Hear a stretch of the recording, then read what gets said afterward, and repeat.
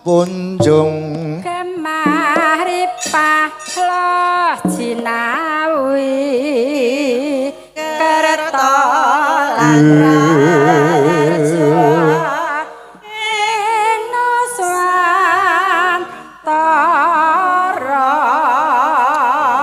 nyata dewa manuntun semua perang.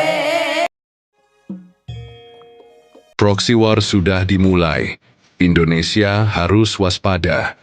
Guys, Indonesia sedang diincar. Perang sudah terjadi, tapi bukan dengan senjata, tapi lewat pikiran kita. Proxy war bukan konspirasi. Ini realitas.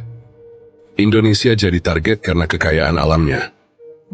Waspadai propaganda, adu domba, dan disintegrasi. Kalian pikir kita aman? Kita ini sedang di medan perang. Kita di pusat permainan kekuatan dunia. Permainan ini disebut proxy war. Di dunia ini sekarang ada dua blok besar yang bersaing. Blok Barat dipimpin oleh Amerika dan sekutunya. Blok Timur dipimpin oleh China, Rusia, dan negara-negara BRICS. Mereka nggak perang langsung. Mereka saling hantam lewat negara lain. Lewat isu, propaganda, media, dan adu domba. Dan bagaimana Indonesia? Kita sedang menjadi target. Kondisi global mirip perang dingin. Seperti tahun 1947 hingga 1991 saat Amerika dan Uni Soviet berseteru dalam perang dingin. Hari ini kita kembali di era baru. Geopolitical Cold War. Tapi lebih canggih, lebih licik. Bukan pakai tank, tapi pakai sosial media. Bukan pakai senjata, tapi pakai narasi. Bukan perang terbuka, tapi perpecahan diam-diam. Dan yang lebih bahaya, kita nggak sadar kalau lagi jadi pion-pion mereka.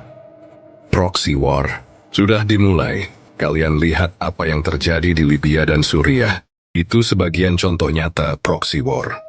Negara hancur karena konflik internal yang digoreng dari luar. Dan Indonesia bisa jadi korban selanjutnya. Kenapa? Karena negara kita kaya. Papua punya emas. Natuna punya gas. Sulawesi punya nikel. Siapa yang nggak ngiler? Instrumen proxy war.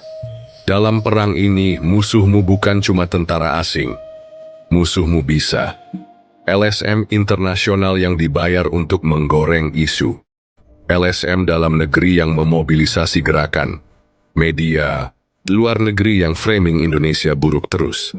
Media lokal yang didanai asing untuk memperkuat propaganda. Pengamat yang terlihat netral tapi dibayar pihak kepentingan. Gerakan separatisme yang didanai asing. Influencer yang nggak sadar dia jadi alat propaganda. Pola ini kita lihat jelas di Papua. Australia aktif menyuarakan human rights Papua. Amerika dan sekutu incar tambang Freeport, gerakan separatis didukung media asing. Potensi wilayah proxy war di Indonesia, bukan cuma Papua. Kalimantan, investasi besar Cina, bisa jadi pemicu gesekan. Natuna, sengketa dengan Cina tapi juga incaran Amerika.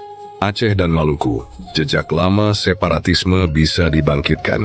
Ingat Libya, awalnya cuma isu HAM dan demokrasi. Hasilnya, negara hancur, sumber daya dikuasai asing. Apakah kita rela Indonesia jadi korban berikutnya? Guys, ini bukan tentang siapa presiden kita. Ini tentang Indonesia. Tentang kita. Semua, jangan gampang terprovokasi.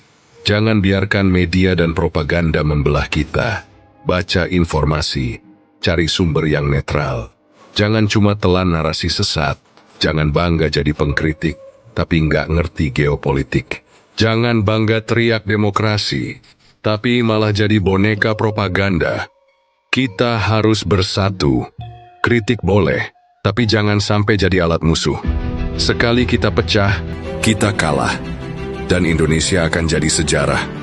Bangsa ini terlalu besar dan kaya, tapi terlalu mudah dikuasai kalau kita terpecah.